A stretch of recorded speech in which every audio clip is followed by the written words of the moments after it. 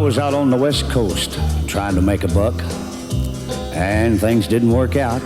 I was down on my luck. Got tired of roaming and bumming around, so I started thumbing back east toward my hometown. Made a lot of miles the first 2 days, and I figured I'd be home in a week if my luck held out this way.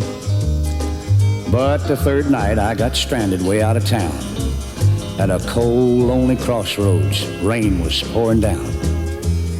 I was hungry and freezing, done caught a chill, when the lights of a big semi topped the hill.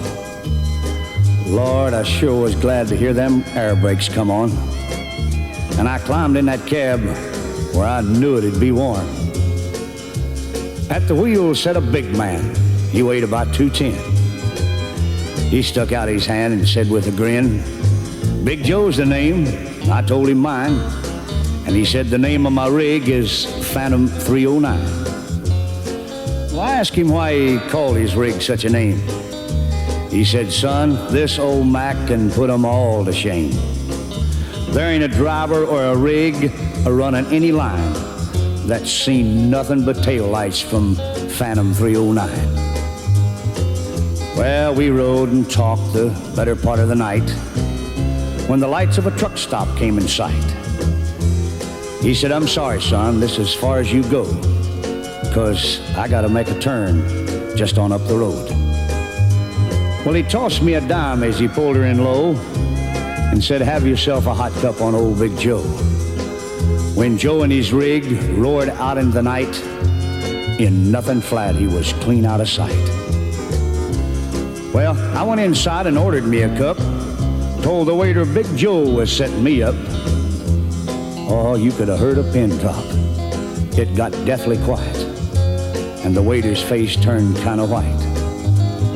"Well, did I say something wrong?" I said with a halfway grin. He said, "No, this happens every now and then. Every driver in here knows Big Joe.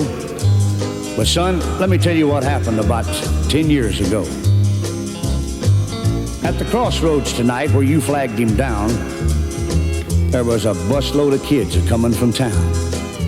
And they were right in the middle when Big Joe topped the hill. It could have been slaughter, but he turned his wheels. Well, Joe lost control, went into a skid, and gave his life to save that bunch of kids. And there at that crossroads was the end of a line for Big Joe and Phantom 309. But every now and then, some hiker will come by, and like you, Big Joe will give him a ride. Here, have another cup, and forget about the dime. Keep it as a souvenir from Big Joe and Phantom 309.